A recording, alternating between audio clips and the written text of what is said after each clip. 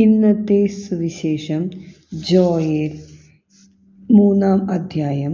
കർത്താവ് പറയുന്നു, ഇസ്രായേലിന് അനുഗ്രഹം.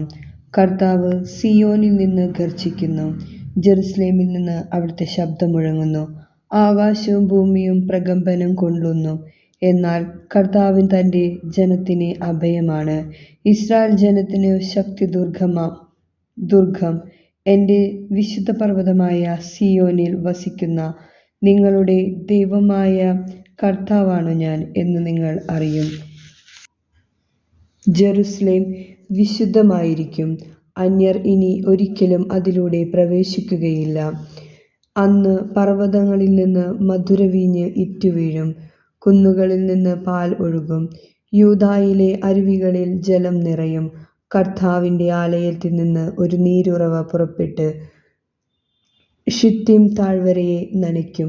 യൂദായിലെ ജനത്തോട് അക്രമം പ്രവർത്തിക്കുകയും അവരുടെ ദേശത്തുവച്ച് നിഷ്കളങ്കരക്തം ചിന്തുകയും ചെയ്തതുകൊണ്ട് ഈജിപ്ത് ശൂന്യമാവുകയും ഏദോം നിർജ്ജനഭൂമിയാവുകയും ചെയ്യും. നമ്മുടെ കർത്താവിന്റെ സ്തുതി.